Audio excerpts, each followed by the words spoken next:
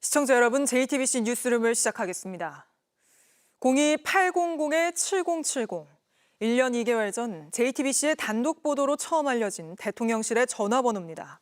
이종섭 당시 국방부 장관이 최상병 사건 수사를 경찰에 맡기려다 돌연 보류로 돌아서기 직전에 이 번호로 온 전화를 받은 사실을 저희가 취재로 밝혀낸 겁니다.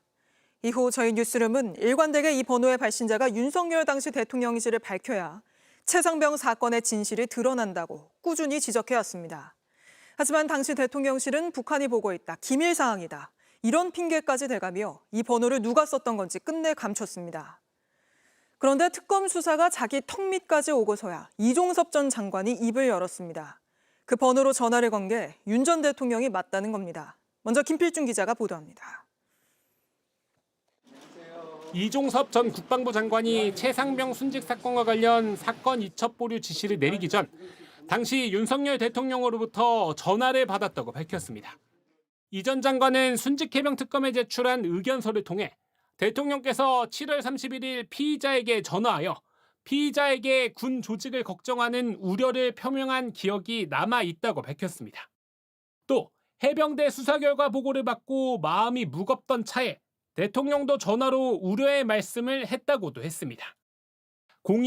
02-800-7070으로 걸려온 대통령실 명의의 전화가 윤석열 전 대통령이 건 게 맞다고 한 겁니다. 해당 통화 내용은 1년 2개월 전 JTBC 보도로 처음 알려졌는데 그동안 이 전 장관은 누구의 전화였는지 밝히지 않았습니다. 그러다가 특검이 출범해 이 전 장관 집까지 압수수색한 이후에야 윤 전 대통령이 맞다고 인정한 겁니다. 그러나 이 전 장관은 우려만 있었을 뿐 해당 통화에서 대통령의 경로나 임성근 전 사단장을 수사 대상에서 빼라는 말도 없었다고 주장했습니다. VIP 경로와 이후 이어진 사건 이첩 보류 지시는 연관이 없다는 취지로 말한 겁니다. 하지만 윤 전 대통령이 통화 직전 대통령실 안보실 회의에서 임 전 사단장이 과실치사 혐의의 피의자라는 수사 결과를 듣고 경로했다는 것이 사실로 드러났습니다. 또 대통령과 통화 직후 이 전 장관은 김계환 해병대 사령관과 통화해 입첩 보류 지시 등을 내렸습니다. 그런데도 이 전 장관은 대통령이 경로했다는 건 나중에야 알았다며 대통령의 우려는 참고사항에 불과하다고 주장했습니다. 이 전 장관의 의견서를 접수한 특검은 그동안 확보한 압수물과 증언 등을 분석한 이후에 이 전 장관을 불러 구체적인 사실관계를 따져 물을 방침입니다. JTBC 김필준입니다. 윤석열 전 대통령을 재판에 넘긴 내란 특검은 이제 내란을 동조하거나 방조한 혐의를 받는 국무위원들 수사에 집중하고 있습니다.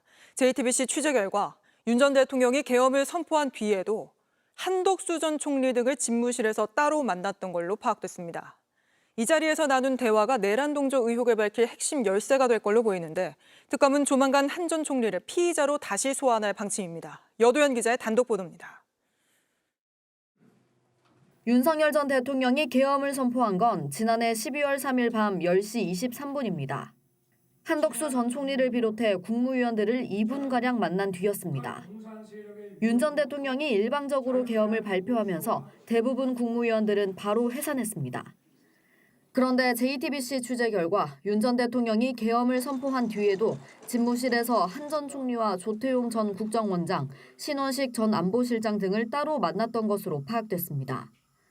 윤 전 대통령도 지난 1월 비공개였던 구속심사에서 이 만남을 인정했습니다. 계엄 선포 이후에 한 전 총리와 조 전 원장, 신 전 실장 등과 이야기를 더한 뒤에 돌려보냈다고 말한 겁니다. 내란 특검도 이런 정황을 포착하고 대통령실 CCTV 등을 토대로 당시 상황을 확인 중인 것으로 알려졌습니다. 이 자리에서 어떤 대화를 나눴는지가 한 전 총리 등의 내란 동조 내지 방조 의혹을 밝힐 핵심 열쇠가 될 수 있기 때문입니다. 앞서 한 전 총리는 비상계엄을 반대했었다고 주장했습니다. 대통령님이 다른 선택을 하시도록 설득하지 못했습니다. 하지만 거짓 진술한 정황이 드러났습니다. 왜 주머니에 있었는지 기억이 안 난다던 계엄 선포문의 경우엔 한 전 총리가 다른 국무위원들의 것까지 챙기는 모습이 CCTV에 담겼습니다. 이 중 하나는 윤 전 대통령과 본인의 서명이 담긴 사후 계엄 선포문을 만드는 데 쓰였습니다. 내란 특검은 조만간 한 전 총리를 피의자로 다시 소환할 방침입니다. JTBC 여도현입니다. 김건희 특검은 출범 19일 만에 윤석열 전 대통령 부부에게 첫 소환 통보를 했습니다. 둘 다 피의자 신분으로 윤 전 대통령은 오는 29일, 김 여사는 다음 달 6일 불러 조사할 계획입니다. 두 사람 모두 이번 특검 조사엔 제대로 응할지 주목되는데 먼저 박현주 기자가 보도합니다. 김건희 특검이 윤석열 전 대통령과 김건희 여사에게 피의자 신분으로 조사를 받으러 나오라고 통보했습니다. 출범 19일 만에 의혹 정점에 있는 윤 전 대통령 부부에게 출석을 요구한 겁니다. 김건희 씨에 대하여도 8월 6일 수요일 오전 10시에 특검에 피의자로 출석하라는 출석 요구서를 주고 김 여사 출석 요구서엔 도이치모터스와 삼부토건 주가 조작, 명태균 공천 개입, 건진법사 청탁 의혹 등이 담겼습니다.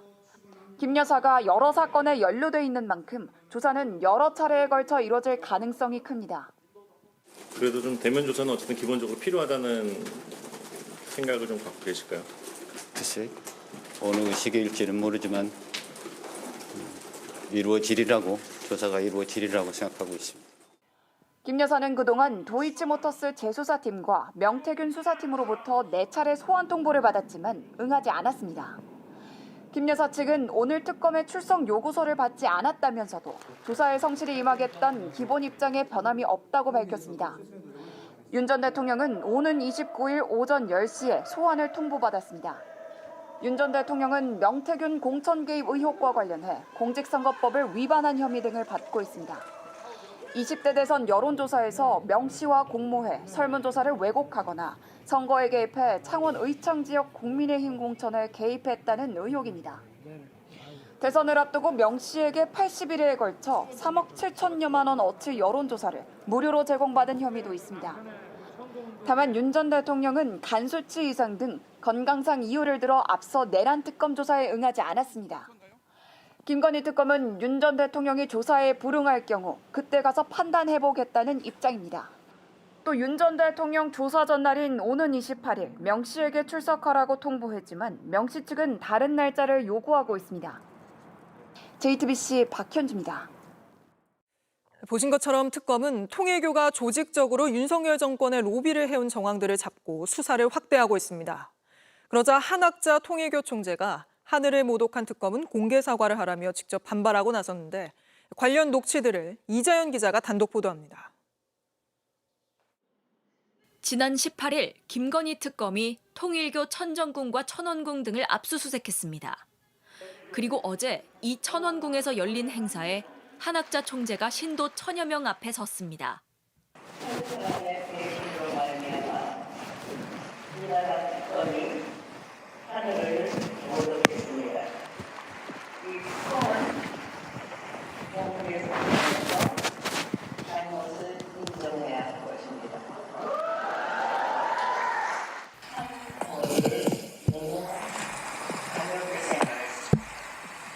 하지만 특검은 통일교가 교단의 현안 해결을 위해 조직적으로 윤석열 정권에 로비를 했다고 보고 있습니다. 지난 20대 대선 직전에 열린 통일교 행사 발표 자료입니다. 대선에서 하늘 뜻 받드는 인물이 당선돼야 한다. 말로만 평등을 얘기하는 공산당은 안 된다는 문구가 적혔습니다. 당시 일부 교회에선 하늘님께서 이번 윤석열 후보를 선택하셨다는 단체 문자도 돌았습니다.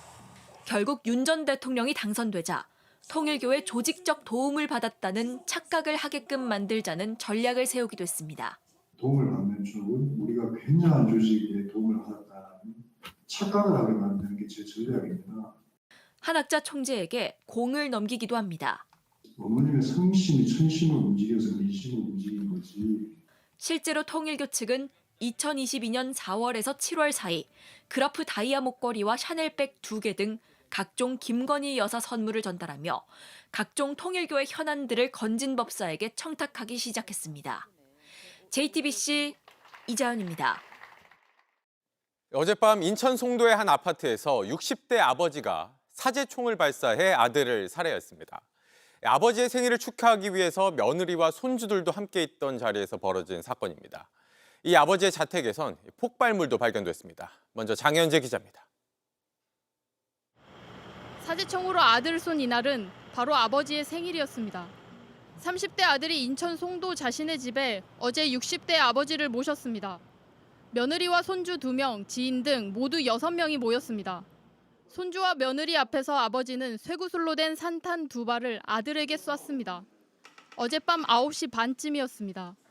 며느리는 필사적으로 아이들을 데리고 방으로 피했습니다. 총격 사건 이후로 가족들이 안방으로 대피를 한 상태에서 신고를 했습니다. 밤 10시 40분쯤 경찰 특공대가 투입됐지만 아버지는 도주한 뒤였습니다. 엘리베이터를 타고 주차장으로 가 차량을 몰고 달아난 겁니다. 하지만 사건 발생 3시간쯤 지난 오늘 12시 15분쯤 도주하던 차량은 서울 서초에서 가로막혔습니다. 경찰차가 차량을 앞질러 가로막고 경찰들이 달려들었습니다. 차엔 여러 대의 사제총을 조립할 수 있는 다량의 부품과 함께 실탄 86발도 발견됐습니다. 경찰은 또 서울 쌍문동 아버지 자택에서 신나 14통과 목화솜 이불, 인화물질 등을 대거 발견했습니다. 오늘 낮 12시에 터지도록 타이머가 설정된 폭발물도 있었습니다. 새벽에 이웃 주민 105명이 혼비백산 대피해야 했습니다. 그 사이 경찰은 폭발물을 해체했습니다. 신나 냄새에 공기청정기가 한밤중에 작동했다는 주민도 있었습니다. 막 돌아가는 거야, 공기청정기가. 이상하다. 내가 이제 그러고 말았더니 그러고 나서 이 난리가 난 거야. 아버지 A씨의 행적이 수상했단 말도 나왔습니다. 최근 들어서 이렇게 통 같은 거 한두 개씩 갖고 왔다 이야기는 거. 경찰은 아버지 A씨에 대해 구속영장을 신청할 방침입니다. JTBC 장현재입니다. JTBC 뉴스를 시청해 주셔서 고맙습니다. 저희는 저녁 6시 30분 뉴스룸에서 뵙겠습니다.